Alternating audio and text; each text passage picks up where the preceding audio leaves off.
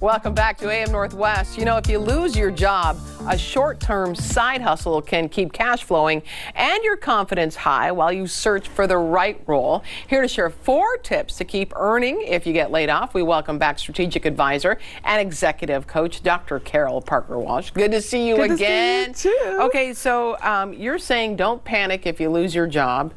There's other things you can do. Absolutely. You know, because I'm always an advocate of not trying to jump out of the frying pan into the fire, right? Yeah. So if you get laid off, it's a perfect opportunity to spend a little bit of time figuring out what your next step is going to be. Right. But oftentimes people panic because they're like, I need the income. So they go into another position that they're not ready for. So I suggest you utilize your skills and figure out how you can maybe make some extra money while you're waiting to go after that next thing that you want to do. Also, too, if you have a job and you think something's going to happen, you're concerned about the economy or whatever it may be. Absolutely. I know so many people right now that have side hustles because they're not sure if their company has been laying off for a while. Yeah, absolutely. Or they're moving close to retirement, or they've been in a position for a long time and they just want to have something else to do that makes them feel more exciting, or they're utilizing skills that they haven't been able to utilize before. One of your tips is to say, do a 10-minute skill sweep. Yeah, so the first thing you want to do if you want to go after a side hustle is figure out, what are my marketable skills? Yeah. And a lot of times they could be the things that you're doing in your job, but there may be other things that really are underutilized in your job. For example, maybe you're the one that always plans the company party. Right. And that could really lean itself to doing some event planning, you know, planning birthdays or weddings or anniversary parties or things of that nature. So look at the skills that you have, whether they're being utilized or underutilized in your job, and then ask yourself, which of these skills would I like to do, and which would either save time for someone or make someone money or get them out of a mess or a situation that they're in. And then that way you know that that's going to be something that people will pay for in terms of a side hustle. Oh, good idea. You also say craft a flat fee summer project offer for a small business owner. Yes, small businesses and sometimes mid-sized businesses are at a revenue cap, so they're not hiring or they can't hire other people, but they would love the support if you want to give it, you know, some of your services to them on a project by project basis. So if, for example, as I said, if you do event planning, you can maybe plan small events for the small business if they're having a summer customer appreciation event or something of that nature.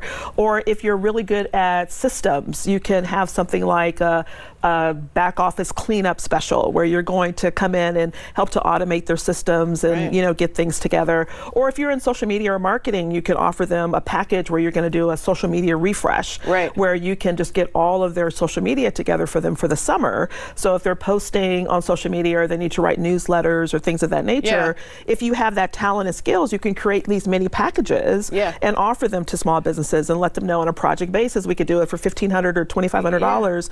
You make money, they get a service, and you have something that's not going to take all of your time while you're still possibly looking for something else. I have a friend who's really good at organizational stuff, and she was just hired just to organize the office because apparently employees are very unorganized. Exactly. You should see our office. But that is a great, totally. And if you're the one in the office that's always doing the organizing, even though that may not be your job, that's a great thing that you can offer as a side hustle. Right. You say to hang out your own shingle. Yeah. So for example, if you're doing these kind of side hustles and you realize, oh, I actually would like to make this a full-time job as opposed to just something I'm doing temporarily, then you want to really think about, am what I'm offering marketable?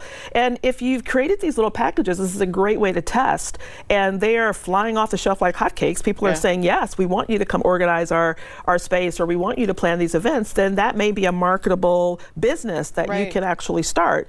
But you want to first figure out, what does the market want, to make sure that you're just not doing something that you think is great, but something that's really needed in the market. That's one of the keys. Exactly. Is it really needed? Is it really needed? But the other thing too is make sure you want to do it. So it may be okay for you to do some organizing here and there, but if you decide to do it as a full-time job, you may get tired of people complaining about the way you're organizing. I knew someone who loved baking and thought maybe she wanted to start a baking business, but when she realized that she didn't want to deal with customers who were upset about the wrong shade of purple that she put on the cupcakes or whatever, she was like, no, I think I'll do it as a hobby. Right. So make sure you really want to do do it. Volunteer or become an adult intern if money isn't critical in the moment. Yes. So if money isn't an option and you really are wanting to take this time to figure out what's next for you, a great thing to do is to volunteer or do an adult internship. Yeah. It's the same concept. People love people who take initiative and to volunteer. Absolutely. And if you have a marketable service, you can go to a company maybe that you've been wanting to get into or an industry that you wanted to break into and offer your services.